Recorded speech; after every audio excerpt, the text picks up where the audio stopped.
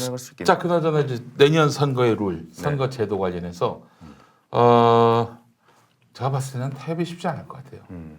그러니까 지금 말하자면은 이번에 선거제도 개편은 물 건너가고 기존의 룰대로 다음 총선에서 선거를 치르게 되지 않겠는가. 아니 왜 또 이렇게 비관적인 전망을 하고? 아니 현실적으로 얘기하죠. 현실적으로 그렇지 않아요? 아니 근데 4당이 합의를 해놨으니까. 근데 지금 바른미래당이 엎으려고 하잖아요. 네. 지금. 바른미래당 내부의 일부가 엎으려고 하는 거지. 8명에서 한 12명 정도 8명 정도라고 얘기하는데 네. 그러니까 지금 실험대에 오른 거는 바른미래당의 지도부가 실험대에 오른 거예요. 그렇죠. 손학규 네. 대표, 네네. 김관영 원내대표. 아니 선거제도 개혁 논의가 이렇게까지 오게 된 데는 작년 연말 국회에서 손학규 대표의 단식 농성이 굉장히 큰 힘을 발휘를 했어요. 그래서 그때 손학규 대표가 단식 농성 들어가고 이정미 대표 같이 동조 단식 농성 들어가고 그러면서 나경원이 원내대표 된 직후에 합의문을 썼잖아. 그렇죠. 5개항에 이르는 합의문이. 그 합의문의 1번이 연동형 비례대표제의 구체적 방안을 마련한다. 1월 내에. 근데 이 합의를 안 지킨 거죠. 그리고 이제 뒤 가서 엉뚱하게 뭐 비례대표 없애고 지역구를 370쪽으로 줄이자. 이 안을 내놓으니까 이거 안 되겠다. 이 자유한국당하고는 대화가 안 된다. 패스트트랙 가자. 이렇게 이제 4당에서 공감대가 형성이 된 거예요. 그리고 김관영 바른미래당 원내대표가 협상장에 나와서 뭐 상당히 진통을 겪었지만은 협상을 통해서 선거제도 개혁안을 만들어냈어. 그리고 이 개혁안은 최선은 아니지만 차선의 안은 될 수 있는 안이에요. 어쨌든 지금 그대로 치르는 것보다는 비례성이 상당히 반영된 그런 제도이기 때문에 이게 뭐 정의당 입장에서 좀 아쉬운 면이 있지만 그렇다 그래도 지금보다 나으니까 뭐 가자. 50%뭐 이렇게 가자 이렇게 된 거죠. 예. 근데 이제 그 뒤에 바른미래당에 뭐 반대하는 의원들의 목소리가 계속 높아지고 있는데 그 반대하는 의원들의 반대 이유를 보면 여러 가지예요. 하나는 근본적으로 민주당이랑 뭘 같이 한다는 거에 대해서 반대하는. 그러니까 패스트트랙 자체를 반대하는. 그리고 특히나 이제 선거제도는 전례가 없다. 이게 모든 정당이 합의해서 처리했지. 이런 이유로 반대하는 목소리가 있고. 그럼 뭐 그게 뭐 당론이 아니다라고 뭐 얘기하는 분들도 계시더라고요. 아니 이제 당론 합의를 한 게 아니다. 그렇지 이제 합의 결과를 추인하는 절차가 남은 거니까 추인하는 네. 절차가 남은 건데 또 다른 이유로는 플러스 알파 법안들에 대해서 동의하지 않는다. 선거제도면 선거제도 하나만 해야지. 거기에 뭐 검경 수사권 조정, 뭐 공수처 이런 거 왜 붙이냐. 이거 이제 여당의 꼼수다. 뭐 이래서 반대하는 의원들도 있고 뭐 여러 가지예요. 그래서 아무튼 근데 바른미래당이 저걸 잘 수습 못하면 선거제도 개혁 패스트트랙이 안 되는 건 물론이거든요. 바른미래당이 깨지게 생겼어요 지금. 아니 근데 저는 그걸 보면서 느낀 게 결국에는 그쪽으로 들어가기 위한 꼼수들 아닌가요?라고 좀 여쭤보고 싶어요. 아니 그렇지. 네. 뭐 그러니까 결국에는 여기다 뭐 이제 선거 치르기 전에 솔직히 해서 들어가야 김관영 되니까. 원내대표 그 합의해온 네. 김관영 원내대표가 고마울 거예요. 왜냐하면은 네. 울고 싶은데 뺨을 뺨을 때려주는 거 아니겠어요? 네. 네, 지금 그런 상황인데 바른정당에 남아있는 사람들은 다 떠났잖아요. 네. 지금 남아있는 사람들이 무슨 바른미래당에 미래가 있어서 남아있겠어요? 어제 뭐 어디 어떻게 할 줄 몰라야 되니까 그냥 이 있는 오신환 의원 같은 경우에는 서울 관악이란 말이죠. 네네. 거기는 원래 항상 거예요. 민주당 텃밭이잖아요. 민주당 텃밭이고 이해찬 의원이 당선됐던 곳이에요. 7선 내리 7선 하신대잖아요, 거기가. 그러니까 이제 그곳에 왜 남아 있느냐? 그러니까 지금의 그 선거제도 개편이 본인에겐 동의가 되는 거예요. 본인에겐 동의가 되는 거야. 그러니까 여러분 저를 찍어주세요. 저 사실은 민주당하고 그렇게 생각이 다르지 않습니다. 정운천 전주의 지역구를 둔 정운천 동의하고 의원 있지. 그 양반도 마찬가지예요. 왜냐면 거기가 민주당의 텃밭이니까. 결국 자기 이익에 따라서 아이 그건 결정을 한 당연하지. 거네요. 무슨 국회의원들이 집권 그런 거 상관없어요. 자기 국회의원 한 번 더 하는 게 그게 사실 가장 중요한 거야. 그렇죠. 예. 아니 근데 지금 이게 바른미래당이 이거를 의원총회에서 당론으로 추인하기 위해서 뭐 3분의 2의 찬성이 있어야 된다. 이것도 하나의 주장이에요. 반드시 그래야 되는 건 아니야. 아니, 다수결이지 무슨 3분의 2야. 근데 다수는 동의하고 있다고 저거에 대해서. 그럼 지도부가 어떻게 할 거냐. 이게 이제 지도부가 판단을 해야 되는 거예요. 네네. 최대한 설득해서 최대한 이 당내 잡음을 줄여가지고 어떻게든 설득해가지고 가도록 만드는 정치력을 발휘할 거냐. 아니면 일부가 떨어져 나가는 걸 무릅쓰고라도 이게 대의고 또 합의이기 때문에 이걸 밀고 갈 거냐. 저거 못 통과시키면은요 손학규 대표, 김관영 대표 물러나야 돼요. 아니, 물러나겠지. 물러나야 돼요. 아니, 당을 지휘를 못해, 통솔을 못해. 그러면 이제 아사리판 되는 거예요, 이 당은. 그래서 이게 본인들의 직을 걸고 이 문제를 처리를 해야 되고 그리고 자기들 내부의 문제는 모르겠는데 다른 당들과 합의를 한 문제예요. 어쨌든 내용상 그치. 내용상 합의를 한 문제고 김관영 원내대표는 선거제도는 합의된 거다. 그거는 당내에서 계속 미룰 수 없다. 다만 이 공수처법하고 검경 수사권 조정에 이견이 있는 부분이 있다. 이거를 조정하겠다 민주당 원내대표하고. 이게 김관영 원내대표 입장이야. 근데 공수처는 어떻게 바꾸겠다는 거예요? 공수처는 합의. 예. 어떻게 된 거냐면 그 여당 안은 그 공수처장을 임명하는 그 추천위원회를 네. 구성할 때 국회의장도 추천위원을 추천할 수 있고 또 각 그 교섭단체도 추천할 수 있고 그리고 대법원장, 뭐 대한변협 회장 이렇게 해가지고 추천을 하도록 돼 있는데 바른미래당이 내놓는 공수처장 추천 절차의 중립성을 더 보장하기 위해서 국회의장 빼고 여당은 한 명만 추천하고 그다음에 나머지 그 이 각 당에다가 추천권을 달라 3명을 그래서 1대 3이 되게 해달라는 거야. 예. 이 국회 추천 몫을 그리고 대한변협 회장 변호사회 회장 대법원장 이건 두고 그렇게 총 7명으로 구성하자는 거예요. 그러니까 추천 과정에서 여당 입김을 좀 줄이자. 네. 이게 이제 그 바른미래당이 아닌데 나는 그건 수용할 수 있다고 봐. 그건 수용할 수 있다고 봐요. 네. 그러나 어차피 뭐 국회의장이 여당 사람이 되는 거니까. 그러나 또 한 가지 조건을 내세운 게 수사권과 기소권을 분리하자 공수처에. 그래서 공수처가 고위공직자 비리 수사에 대해 수사는 하지만 기소는 기존의 검찰이 하게 하자. 에이, 근데 말도 이건 안 되는 수용할 수가 거지. 이거 뭐 그거를 그렇게 하면은 공수처 또 하나의 검찰이 아니라 또 하나의 경찰을 만드는 거 아닙니까? 이걸 빈껍데기 있을 돼. 필요 없는 거죠. 공수처가. 자, 공수처가 다 수사해 와. 검찰이 기소 안 해. 그럼 끝이야. 그러잖아요. 이건 말이 안 핵심은 검찰이 독점하고 있는 수사권, 기소권을 분산시키는 건데 그렇죠. 그 중에도 핵심적인 게 기소권인데 견제 기구인데 견제를 그거를 뭐 기존의 검찰한테 주게 하자. 이거는 공수처 하지 말자는 얘기지. 그래서 근데 그거는 바른미래당이 양보해야 돼요. 그건 안 돼. 그래서 그거는 좀 하나씩 주고받으면서 절충이 가능할 것 같아요. 네. 그리고 검경 수사권 조정 같은 경우에는 지금 이제 경찰에서 사건을 수사할 때 피의자 신문 조서를 쓰잖아요. 검찰에서도 피의자 신문 조서를 써. 근데 그 피신 조서가 재판 과정에서 경찰권 인정이 안 돼요. 검찰권만 인정이 되거든. 그래서 이 경찰 수사 단계에서 이 피신 조서도 인정되도록 그 법을 좀 바꾸자라는 건데 그건 뭐 나쁜 거 아니잖아. 바꿀 수 있는 거지. 뭐 그런 정도의 이견이어서 큰 이견은 아니에요. 조정 가능하다고 나는 보고 문제는 여전히 그 바른미래당 내부에서 원천적으로 근원적으로 이 선거제도 패스트트랙을 하거나 이게 패스트트랙이라는 거는 제한적인 정책연합이잖아요. 네. 각 당끼리 국회 정상적인 절차를 통해 가지고 도저히 논의가 안 되니까 빨리 그냥 처리를, 바로 본회의로 올릴 수 있도록 민주당이랑 그걸 하는 게 싫은 사람들이 있는 거지. 자기들은 보수 야당인데 이게 언제까지 결정을 내려야 되는 이달 말내는 해야 돼요. 이달 말이에요. 이달 말에 해서 최장 330일을 국회에서 계류하게 되면 내년 2월 말에 네. 국회에서 투표를 하게 돼 있는데 사실은 내년 2월 말에 해도 굉장히 늦는 거지. 4월 15일이 선거인데. 그렇죠. 그러려면 이달을 넘기면 안 되고 그리고 분위기상으로도 이달에 안 되고 넘어가면은 아까 김용민 PD 얘기했던 대로 이거는 그냥 흐지부지 될 가능성이 높아요. 그래서 지금 뭐 어쨌든 각 당이 어렵사리 합의까지 한 마당에 내용에 관한 안에 관한 합의까지 한 마당에 네. 어쨌든 뭐 정의당이나 민주평화당은 추인된 거고 네. 그다음에 민주당도 뭐 아직 추인 절차를 공식적으로 밟지 않겠지만 그리고 의총에서 이견이 나올 수는 있겠지만 여당이 이걸 합의해 놓고 깨지는 않을 거라고 관건은 바른미래당인데 그렇죠. 이제 바른미래당이 이전에도 보면 분명한 어떤 당론을 모으는 데 있어서 여러 가지 좀 한계를 보여왔어요. 거기가 이제 서로 그동안의 정치해온 경로나 정체성이 다른 두 쪽이 모였잖아. 당론 분열이 많았죠. 그러니까 호남 기반의 국민의당 출신들의 한편에 계시고 네.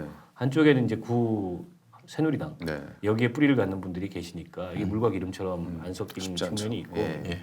게다가 유승민 대표가 선거법 패스트트랙은 절대 안 된다 이렇게 얘기를 하시는데 나는 유승민 그 전 대표가 큰 지도자가 되려면 그러면 안 된다고 생각해. 아니 본인도 다 봤잖아. 자유한국당이 이 문제에 대해서 어떻게 나오는지. 네. 자유한국당은 이게 뭐 아무것도 논의할 생각이 없고 심지어는 이 안뿐만 아니고 국회에서 어떤 것도 되게 만들 생각이 없어요. 그걸 뻔히 봐놓고서 그렇게 뭐 하나만한 원론적인 얘기를 한다는 거는 이거는 그 지도자로서의 어떤 판단력이나 문제가 있는 거지. 그러니까 이게 원조는 안철수야. 국민의당하고 오랜만에 듣는 이름이다. 다른 정당을 잘 지내시나요? 합쳐가지고 예. 오랜만에 그래서- 듣는 이름이야. 그래서 공고하게 이제 제3당을 한번 만들어 보겠다고 했는데 민평당이 빠져나갔지. 예? 그리고 바른정당에서도 빠져나갔지. 그렇게 그 기본적으로 화학적 결합이 안 되는 사람들끼리 물리적으로 결합해 놓고는 이게 뭐야 이게 도대체. 이게 어떻게 그러니까 보면, 정말 선무당이 사람 잡았다는 말을 안 할 수가 없어요.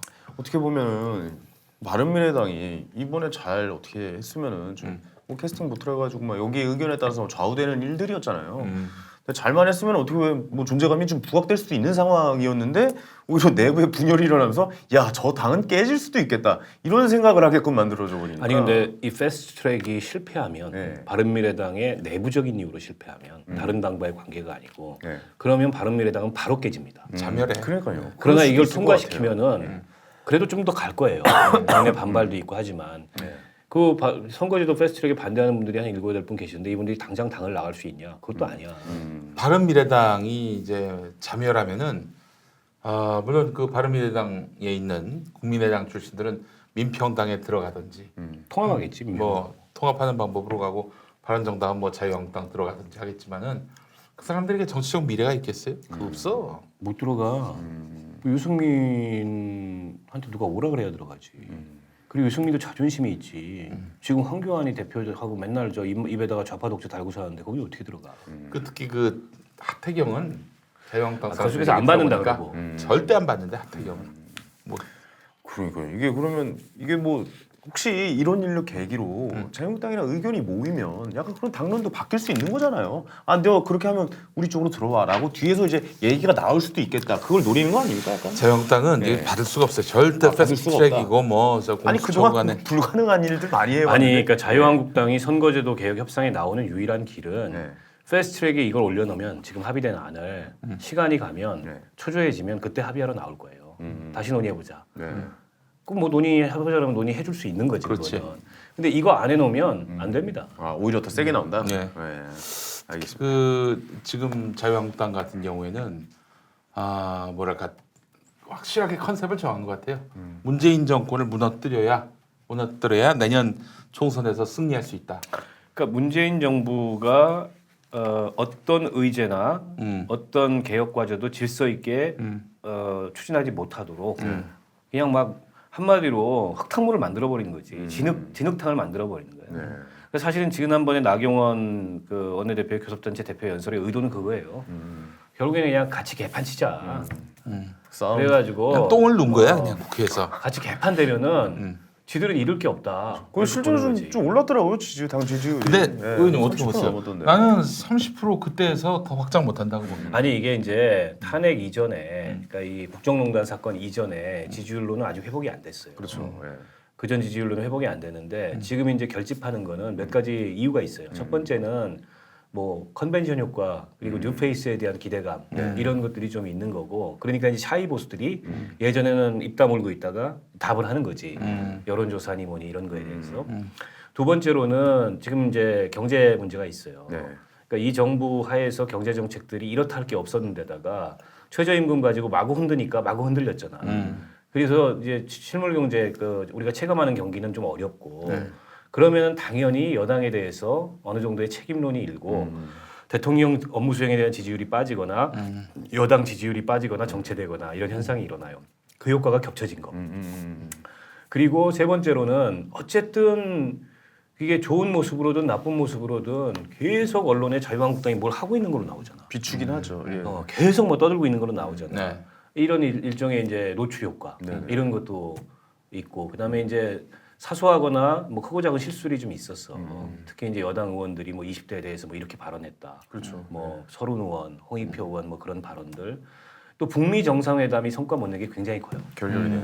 그렇지. 이게 북미 정상회담이 우리가 뭐 주도하진 않았지만 주선했잖아. 어떻게 보면 그렇겠죠. 중재했잖아. 달이 났죠. 예. 그리고 기대감이 굉장히 있었어요.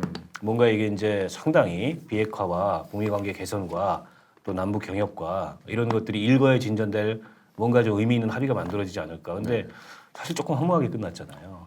너무 허무하죠. 네, 그게 저희끼리도 좀- 이제 김정은이 언제 오냐도 얘기를 했었잖아요. 그게 좀 이 지금 대통령이나 여당 지지율이 흔들리게 만들고 상대적으로 자유한국당 지지율이 이렇게 좀 하는 모습을 보이고 결집 효과도 있어요. 보수가 좀 결집하고 보수가 있거든요. 좀 결집하고 있다. 예. 선거 앞두고는 어떻게 될 거라고 보시나요? 아니 그러니까 이게 1년 전이잖아. 예. 총선 앞두고. 그렇죠. 그러니까 지금 지지율 오른다고 좋아할 게 아니에요. 다음 달이 총선이면 모르겠어.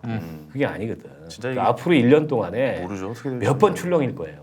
몇 번 출렁일 텐데 아까 이제 우리가 얘기했듯이 4.3 재보궐 선거가 어떤 결과로 나오느냐. 그것부터 먼저 지켜보고. 뭐 그것도 예. 있고 네네. 그다음에 향후에 이제 남북 관계 북미 관계가 또 어떤 변화를 보이느냐. 이것도 있고 최근 들어서 이 정부에서 여러 가지 경제 행보들을 하는데 그 경제 행보를 둘러싸고도 양론이 있어요. 네.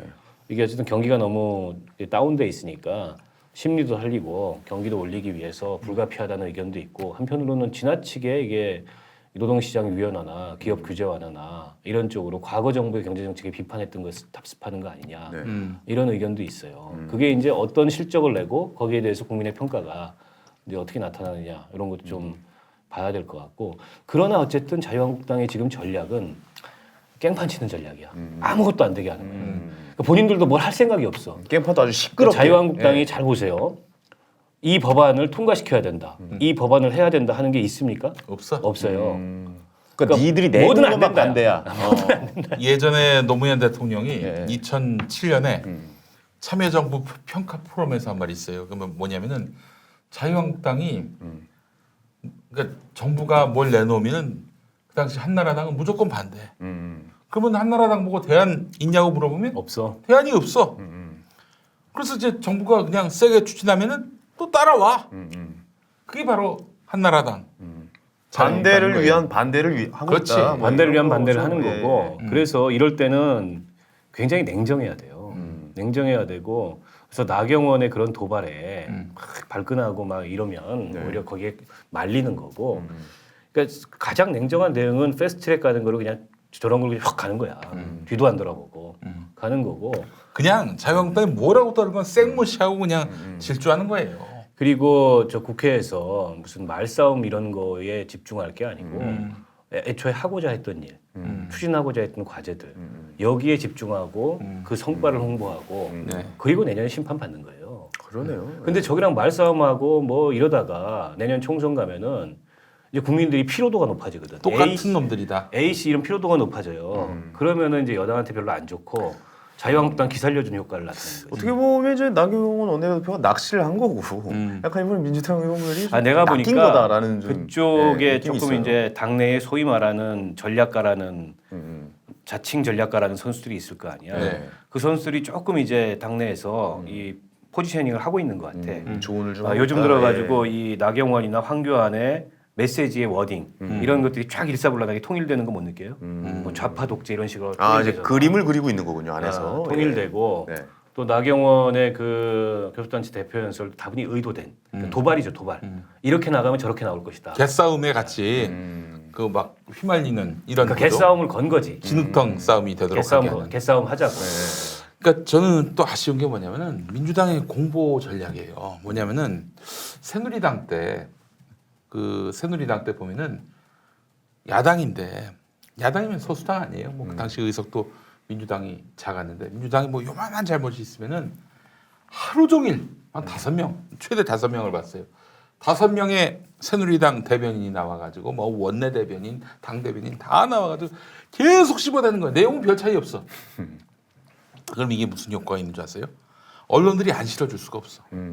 언론 보도가 나옵니다. 근데 민주당은 거기도 대변이 많잖아. 의원들의 이런 온갖 비행들 뭐 한겨레가 보도한다든지 뭐 뉴스타파가 보도한다든지 뭐 나오질 않아. 서면 브리핑 내고 끝내는 경우도 많고요. 아 이럴 때는 카메라 앞에 나와가지고 대차게 얘기를 해야지. 그래서 쟁점으로 만들어야 되는데 쟁점이 안 돼. 그러니까 이슈화가 안 된다니까. 그래서 언론들이 왜 보도를 안 하나 막 따졌는데 따지고 보니까 민주당이 쟁점화를 안 해요. 최근에 대통령이 잘 하신 게 장자연 사건, 김학의 사건 이 끝까지 파헤쳐야 된다. 연장했죠. 예. 이거 얘기한 다음에 어쨌든 과거 사위 이거 2달 연장하고 네. 지금 특검 얘기가 나왔어요. 네네네. 그러니까 특검 법안을 내야지. 난 내야 된다고 생각해요. 민주당에서 그러니까 이게 두 가지 방법이 있어. 네. 하나는 세 가지 방법이 있어. 그 검찰의 무슨 특임 검사 이런 방식으로 기존 검찰의 편제가 아닌 네. 별도의 이 사건에 대한 특임 검사를 법무부 장관이 검찰총장이 임명하는 방법. 네. 첫 번째. 네네. 두 번째 국회에서 이미 통과된 상설특검법이 있어요. 그 상설특검법에 따라서 이 사건을 진행하기 위해서는 법무부 장관이 신청만 하면 돼요. 그래서 이 상설특검법안으로 이 사안을 이 조사하자, 수사하자라고 네. 할 수 있고 세 번째는 별도의 특검법을 만드는 거지. 이 사건에 대한 세 가지 방안이 다 있는데 세 번째 방안은 이제 뭐 법안은 낼 수 있겠지만 국회 통과 가능성은 없잖아요. 난 두 번째 방안이 제일 적절한 것 같아. 어쨌든 지난번에 법무부 장관, 행안부 장관이 나와가지고 대통령 그 국무회의 속상에서 발언이 있은 이후에 네. 뭐 끝까지 어쨌든 다 이 진실규명하고 조사하겠다 본인들 입으로 얘기했잖아. 그렇죠. 예. 그럼 법무부 장관이 액션에 나서야지. 그게 상설특검으로 이 사안을 다루겠다. 지금까지 아직 상설특검법으로 다룬 사건이 없어요. 상설특검법은 통과돼 있지만 요게 이제 고위공직자 비리 수사처의 효과 이런 것들을 미리 체감시켜 줄 수 있는 국민들한테 그런 이제 단계가 될 수 있겠지. 이게 국회에 설치되어 있는 상설특검법은 제도로서의 특검이에요. 네. 고위공직자 비리수사처는 기구로서의 특검이고. 그러니까 그러네요. 현재 예. 국회에서 통과되어 있는 상설특검법은 매 사안마다 법무부 장관이 신청해서 그 사안을 다루는 특검이 구성되는 거야 그때마다. 그러니까요. 예. 근데 이 고위공직자 비리수사처는 그냥 특검으로 임명된 임기가 있는 상시로. 특별검사가 있는 거야. 예. 상설적으로. 예. 기구로 있는 거야. 예, 상설기구로. 그렇죠. 이런 차이가 있는데 네. 아무튼 난 이거는 특검 가야 된다고 봐요. 왜냐하면 검찰이 이 사건을 수사한다는 거는 용납이 안 돼. 나부터도 용납이 안 돼. 아니 검찰이 이 사건을 은폐했는데 그리고 축소하고 묻었는데. 지금 버닝썬이랑 비슷하네요. 지금 경찰이 경찰 사건 수사하고 그렇지. 있는 거랑. 근데 이걸 다시 검찰이 수사한다? 이거 수사 결과를 누가 신뢰할 수 있겠어요? 게다가 그때 이거 묻은 놈들이 여전히 현직에 있거든. 그렇잖아. 얼마 안 지났잖아. 현직에 있다. 김학의 사건이 2013년도에 최초로 쟁점화됐잖아요. 네네. 그때 여기 관여했던 검사들이 아직 현직에 있다고. 아 그래요. 그러면은 어떻게든 영향을 안 미치겠어요? 그래서 이거는 수사를 한다면 수사로 전환을 한다면은 특검으로 수사를 해야 된다. 그러니까 이게 만약 공수처가 있으면 이미 수사를 했었어야 될 일. 당연하죠. 뭐 이렇게 네. 되는 거 아닙니까? 그림상 보면은. 그래서 공수처가 좀 있었으면 좋겠다라는 생각도 좀 들게 하는 거고. 예. 아니, 그래서 이런 거를 여당이 세게 밀고 나가서 그냥 발의해 버려야 돼. 특검법도 발의하고 법무부 장관이 이거 특검 신청하고 그러니까 저는 참 안타까운 게 그 그래야 프레임을 바꿉니다. 문재인 대통령의 진정성이나 뭐 이런 거야 뭐 누가 그걸 뭐 의심하겠어요. 근데 이 스태프들이 기본적으로 정치인 장관들이 너무 많아요. 정치인 장관들은 끝까지 못 갑니다. 총대 못 매요. 그 총선에 그냥 또 다시 나오겠죠. 개싸움 예. 절대 못 하죠. 네. 지금 근데 여기는 혁신을 지금 바라고 있는데 국민은 그런 장관들 앉혀놓으면서 그 욕먹을 짓만 안 하려고 애를 쓰고 있잖아요.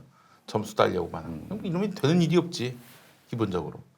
그리고 이 검찰, 경찰, 법원 이 기본적인 이 적폐들에 대해서 손을 대는 건지 안 대는 건지 뭐 그냥 저기 청와대 파견된 수사관하고 그냥 자존심 싸움이 나버리고 참 안타까워요 진짜. 그냥 권력이 그 혁신하려는 권력이 대차고 무서우면요 개혁은 이루어집니다. 뭔가 좀 이렇게 누가 끌고 가는 맛이 있어야 되는 근데 거잖아요. 뭐 무슨 존중할 거 다 존중해주고 얘들을 존중해주면 그걸 권리로 알아요. 권리로 알아. 고마워하는 게 아니라. 아니 근데 이게 이제 그 김학의 사건, 장자연 사건이 왜 중요하냐면 김학의 사건은 황교안이 어떤 식으로든지 연관이 안 돼 있을 수가 없어요. 네. 당시에 법무부 장관이었어. 김학의는 법무부 차관이었고.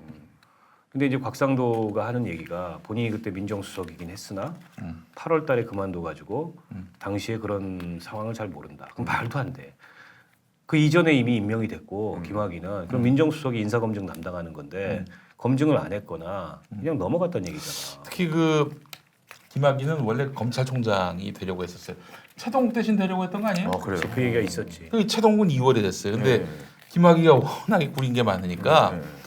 그 미뤄졌구나. 청문회를 해야 되잖아요. 네. 청문회에다 좆될 수가 있거든.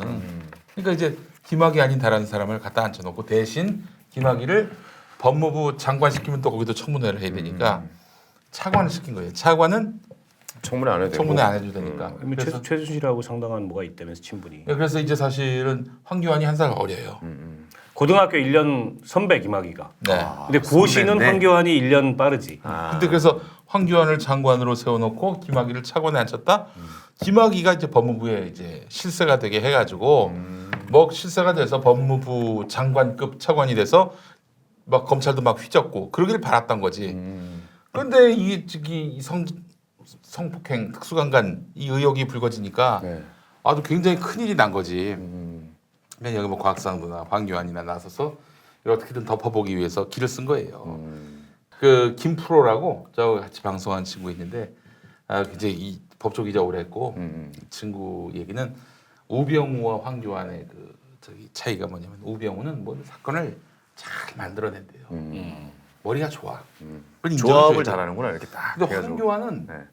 뭐 그런 건 절대 못하고 누가 다 만들어 온 사건을 무마시키는 그런 거에 능력이 있다는 거예요. 무마시키는 거에도. 근데 이게 사실 그러니까 우병우가 만약에 대통령을 하려고 한다 그러면은 여당 쉽지 않을 거예요. 근데 이제 황교안이 나왔기 때문에 황교안은 굉장히 쉬운 상대다. 이런 얘기인 거죠. 지금도 뭐 무마는 잘하면은. 그 사실 김학의 사건은 무마 안 했다고 볼 수가 없는 거예요. 무마 전문가인데. 당시 장관이었는데. 영화성이 있겠다라고 봐야겠네요. 그래서 이제 그 예. 김학의 무마시키고 그리고 저 말 안 듣는 검찰총장 최동욱을 날려버린 거 아니야. 이 두 가지로 인해서 박근혜한테 눈에 들었고 그렇게 해서 이제 총리까지 됐는데 이제 근데 하지만 마음 한켠에는 존나 무시하는 게 있지. 황교안을 존도 무시하는 게 있어요. 그래서 뭐 사실은 이번 당대표 선거 때도 그 유영하라는 변호사를 시켜가지고 황교안은 배신자다 이 프레임 만들려다 실패한 거 아니야. 그러네. 그러니까 박근혜는 지금 저 태극기 부대의 지지를 받는다고 그래서 자기가 아직도 현실 정치에서 어떤 그 굉장한 영향력이 있다고 착각하고 있어요. 근데 한국을 간 사람이야. 박근혜는 그걸 몰라요. 아니 근데 오늘 홍준표 전 대표가 굉장히 의미 있는 얘기를 했어요. 네. 뭐냐면 자유한국당이 김학의 장자연 사건 덮으려 그러면 안 된다. 이 얘기를 했어. 우리하고 무슨 관련이 있냐 그게.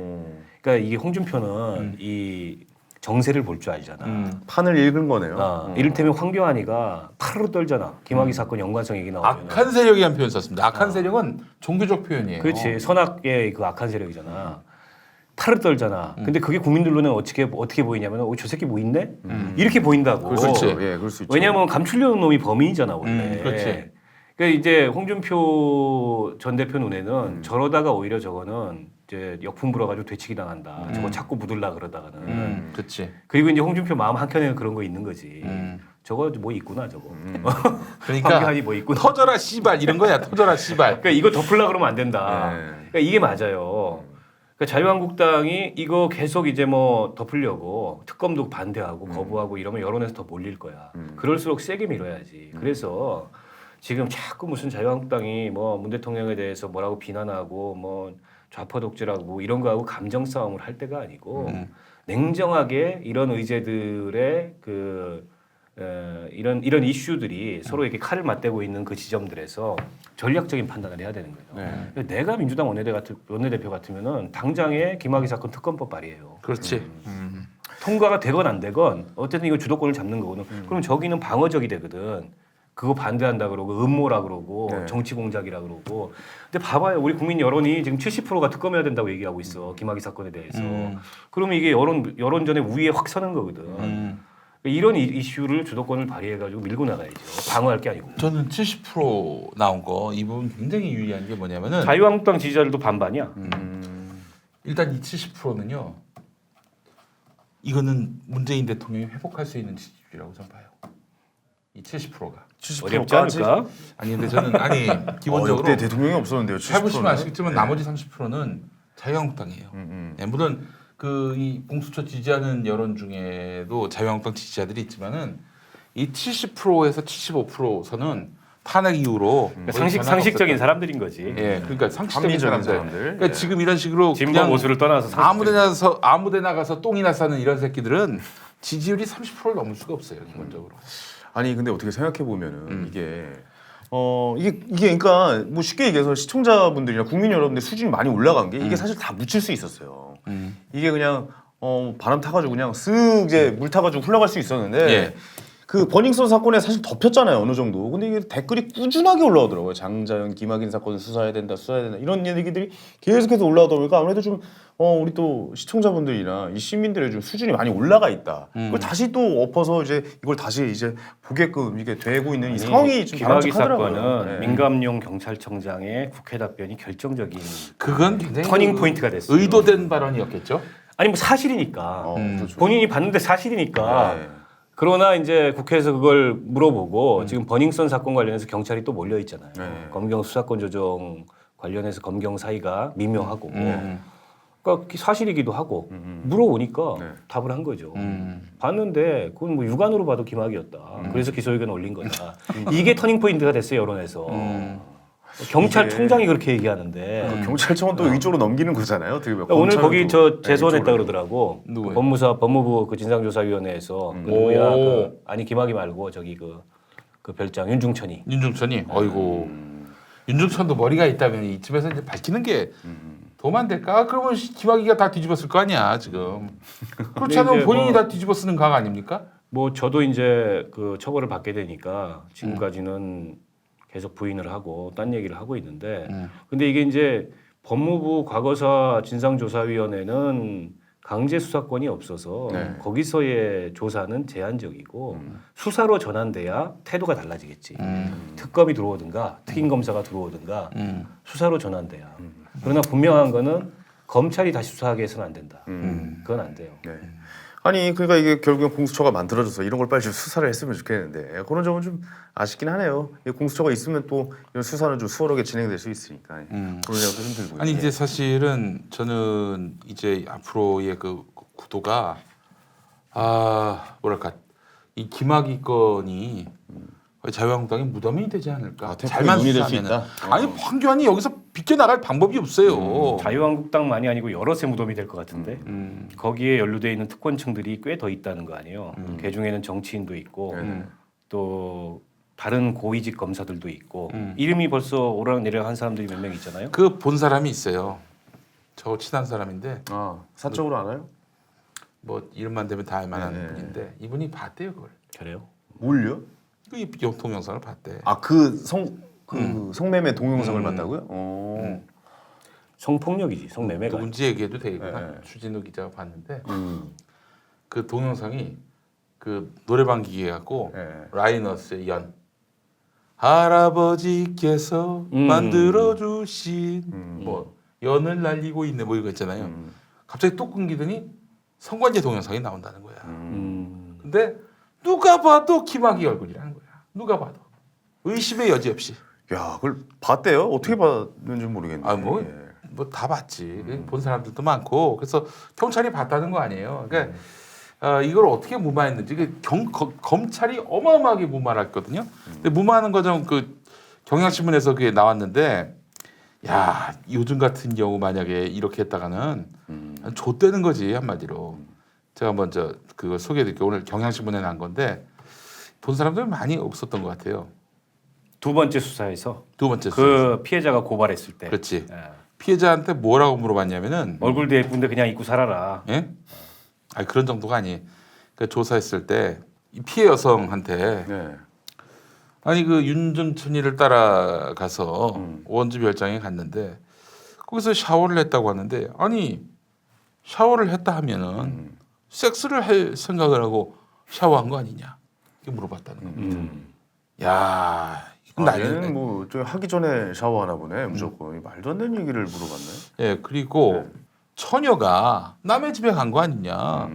남의 집에 가면 무서웠을 거고 그 진술에 의하면은 그 집에서 하룻밤 잔다는 것은 마음의 준비를 하고 간 거 마음의 아니야. 준비를 간 거 아니냐 이런 식으로 얘기를 했고 여자가 폭행에 의해서 강간을 당하는 경우에는 정신적으로 큰 충격을 당할 것 같은데 그렇다면 신고를 하거나 주변에 아는 사람들과 상담을 할 텐데 아니 왜 그걸 안 했지?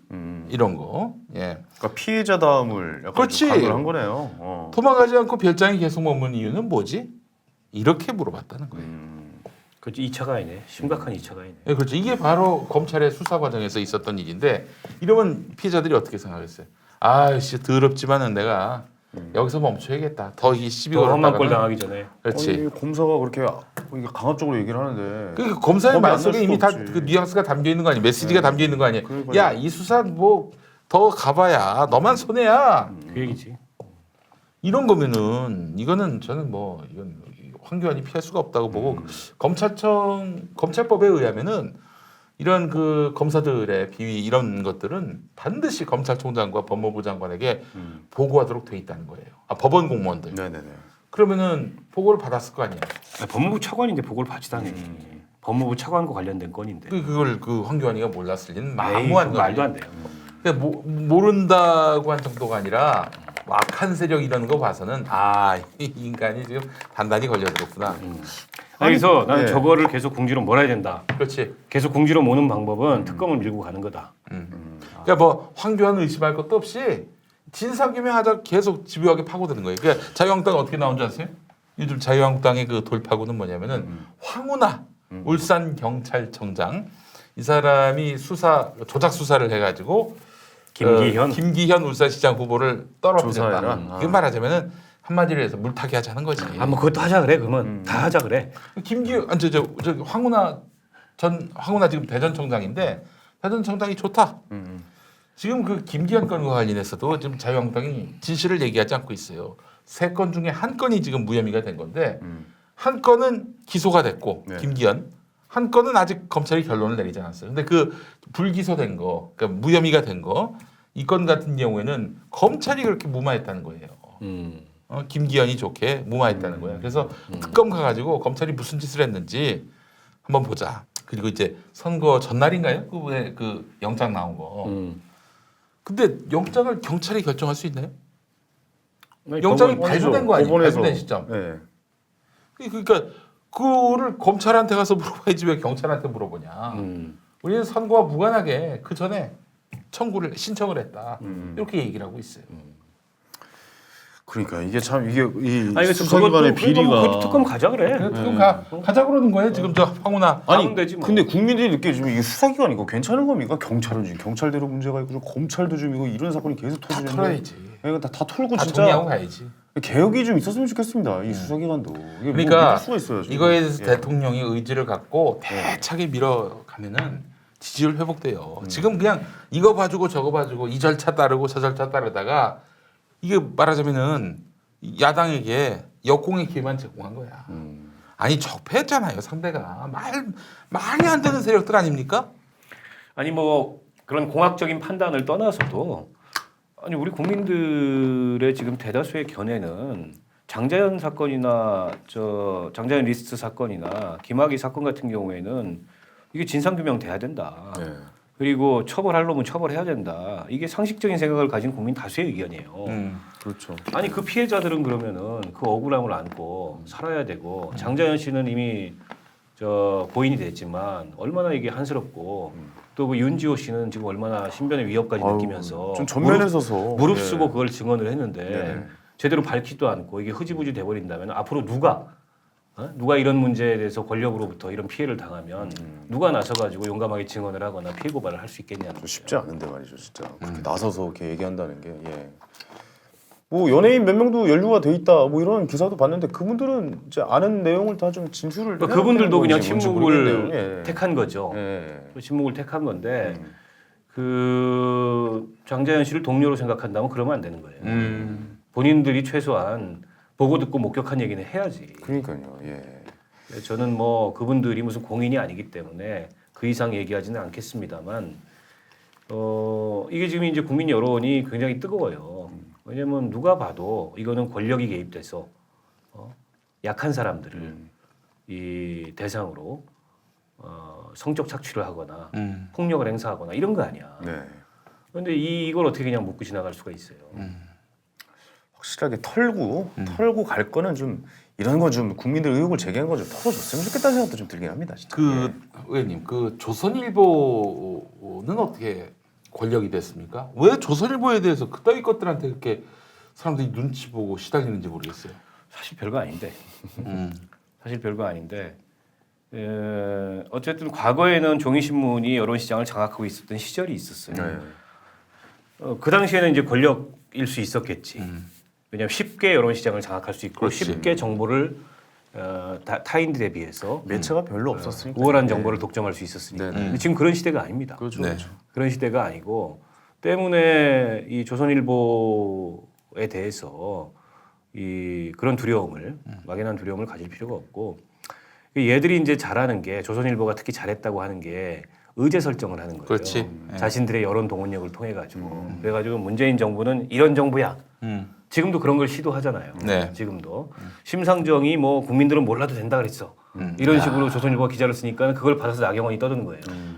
완벽하게 거짓말이거든. 이런 식의 의제 설정을 하거든. 근데 이것도 과거에 비해서는 많이 무력화됐어요. 네네. 아니 왜냐하면 지금 여론 시장이라는 것은 아니 네티즌들도 정보가 많아요. 네티즌들 예. 개개인들이 네. SNS에서 그럼요. 그런 쌍방향 의사소통을 통해 가지고 실시간으로 그런 정치권에서 제기되거나 언론에서 제기하는 의제들이 얼마나 허구적인 건가 이런 걸 폭로하는 시대에 조선일보의 그런 의제 설정이라는 게 그 보수 세력 내부에서는 어떨지 모르겠지만은 전 국민적으로 봤을 때는 힘을 많이 잃었거든. 네. 이 두려워할 필요가 없다. 네. 이게 조선일보만의 문제가 아니고 전 언론사들이 다 알아야 될 그런 것 같아요. 그런 식으로 몰아가는 또 언론사들도 있잖아요. 내가 뭐 요즘 이제 종편에 예. 나가는 프로가 하나 있는데 네. 내가 나가면서 느끼는 점은 이거예요. 그러니까 이제는 뉴스를 취사 선택을 해버려. 그러니까 이제 뉴스 평론을 하잖아. 네네네. 우리 패널들이 나와가지고 그거를 그 의제의 중요성과 관계없이 그 시기의 시급성과 관계없이 지네 입맛에 맞는 걸로 꼭지를 잡아. 그렇지. 그걸 가지고 얘기를 하자 그래. 음. 이게 이제 지금 종편들의 속성이에요. 종편 특히 이제 뉴스 뭐 평론 프로그램, 네네네네. 시사 평론 프로그램들이 다 그렇게 해요. 근데 거기는 거의 나오는 분들만 나오더라고요. 침소봉대 하는 거야. 예를 들어서 문재인 대통령이 말레이시아 총리하고 정상회담 한 이후에 기자회견 하면서 인도네시아로 얘기했다. 이거를 막 이따만하게 키워가지고 얘기를 하는데 말레이시아어하고 인도네시아어는 같은 언어예요. 문법이 똑같고 어휘가 거의 70%가 넘게 같아요. 네. 그러니까 브라질 사람들도 포르투갈어를 쓰잖아. 네. 포르투갈의 식민지였으니까 네. 포르투갈 사람들도 포르투갈어가 쓰고 근데 두 언어가 좀 다르거든 같은 포르투갈어여도 이 정도의 차이인 거야. 우리 경상도 말하고 뭐 제주도 말하고 차이가 있듯이 그러니까 그 표현을 인도네시아에서는 이렇게 쓰고 말레이시아는 이렇게 쓰는 게 맞는데 서로 그걸 바꿔서 쓴다고 하더라도 뭐 그게 어마어마한 외교 참사거나 이런 거 아니거든. 근데 그런 식으로 이제 뻥튀기 하고 부풀리고 하는 거예요. 실수지. 예, 조금 더 정밀했으면 좋았을 텐데. 그렇죠. 근데 이런 거 가지고 막 10분 15분씩 떠들도록 이 왁구를 짜는 거야 프로그램에 왁구를. 그러니까 교묘한 거죠. 그러니까 지금 이제 우리 보수 언론이 그리고 종편들이 최소한의 균형 감각, 최소한의 공정성, 최소한의 객관성도 상실했어요. 그러니까 저거는 정치 세력이야. 내가 보기에는 언론이 아니고. 아, 그 뉴스조차. 아 이미 정치 세력화됐어요. 그 종편이나 조중동이라는 그 언론이라는 건 어쨌든 최소한의 공정성과 객관성과 사실 보도의 책임 이게 있잖아. 그거 아니야. 그냥 이 틀을 왜곡해 버려요. 이미 정치 세력이라고 봐야 되고 때문에 그 뭐 그들이 공정성을 가장해서 객관성을 가장해서 언론인 척 하는 거에 대해서는 단호하게 대응할 필요가 있죠. 언론 아니다. 알겠습니다. 아, 이번에 한기총 그 황교안 찾아가가지고 한기총이 하는 거 보세요. 그게 과연 무슨 종교 단체라고 할 수 있습니까? 빤스는 정치 세력이에요, 정치 세력. 빤스는 그냥 저기 논외 대상으로. 게다가 우리 헌법이 정교 분리를 명시하고 있는데 헌법 20조에. 이거 헌법을 위반하는 그런 식의 정치 행위를 하고 있어요. 그래서 대한민국 저희 최대의 기독교 단체라는 데서 평화나무가 정광훈을 고발하기로 했습니다. 고발해야 돼 이거. 예, 고발할 사안입니다. 그리고 일단 두 가지인데 사단법인이 정치 활동하는 거 아닙니까? 이거는 어느 정당의 선거 승리, 문재인 탄핵을 지금 또 운동하고 있거든. 그거 취소 사유야 사단법. 취소 사유. 기독교 폐쇄요? 지금? 아니, 평화나무 김용민이가 이사장인 평화나무가 아. 전광훈 고발합니다. 여러분 기대해 주시기 바랍니다. 하여튼 한기총, 한유총 이 한 모총들이 문제야 지금. 알겠습니다. 나는 예. 오늘 그 한기총 어제 찾아갔을 때 그 목사들의 한기총 소속 큰 교단들의 목사들의 입에서 나온 얘기들은 깜짝 놀랐어요. 의원님 한기총은요 지금 제대로 된 교단 다 빠졌어요. 그래도 뭐 옛날에 예장 통합 뭐 없어. 없어? 빠졌어 이미 옛날에 빠졌어요. 없어. 거기 있는 건 순복음 하나 있는데 순복음도 여러 군데 발 걸치고. 아니 근데 뭐 성결 교단에 누구 뭐 아예. 예장 합동에 누구 이름이 나오던데 누가? 오늘 거기에 모여 있던 목사들 아니 그 뭐 개별적으로 뭐라고 차별할지 얘기했다. 몰라도 그 저기 교단 차원에서 다 빠졌어. 아, 교단은 다 거의 빠졌습니까? 없어. 그러니까 빤스가 총회장을 한 거지. 빤스가 대표회장을 할 수 있는 것도 다 빠졌기 때문에 그런 거예요. 아 그분이 회장이세요 지금? 빤스가 회장이야. 그렇구나. 한기총 대표회장. 예. 그 이제 그 주진우 기자한테 얘기했대. 빤스가 당신이 나한테 빤스 목사라고 안 했으면은 내가 잘 나갈 뻔했다. 뭐 이런 얘기했대. 아 그럼 회개한 겁니까 그러면? 아니지. 그럼 뭐야, 그럼? 너 죽이겠다는 얘기지. 날 빤스로 만들었어. 아 이거 농담이고 예. 농담입니다. 뭐 들은 얘기예요. 예. 예. 자 오늘 저기 창원 성산 선거 여러분 관심 많이 가져주시고 참 뭐랄까요 황교안 씨가 이번에 그 잘 안 되면은 아주 빅엿을 아주 그냥 그 슈퍼 그레이트 빅엿을 먹게 되는 거네. 내가 이번 주말에 유세 가는데 그렇죠. 이제 내가 마이크를 잡고 유세차를 타고 이제 상대 후보인 강기훈을 향해서가 아니고 황교안을 향해 가지고 유세를 그렇지. 선거는 황교안 선거야. 아, 내가 이거 유세 가서- 잘하거든. 가서 좀 찍어오면 안 돼? 재밌겠는데요. 방송도 어떻게 보면. 잘하세요. 내 유세 잘하거든. 그래서 내가 잘하실 것 같아요. 아마 거기 자유한국당 애들 예. 저 약을 바짝 올려놓고 올게요. 예. 아 좋습니다. 예. 예. 자 박원석 의원님 네. 오늘 창원에 가시고 가셨을 때 박 의원님한테 그 황금선박 시청자다 이렇게 또 말씀해 주시면 얼마나 좋아요. 근데 이 방송 올라가는 시점이 언젠가 그 주말이잖아요. 주말에 예. 빨리 좀 올려주세요. 예예예. 자 알겠습니다. 자, 네네. 오늘 순서 마무리하겠습니다. 저희는 다음 주에 또 뵙도록 하겠습니다. 수고하셨습니다. 감사합니다. 감사합니다. 예. 네.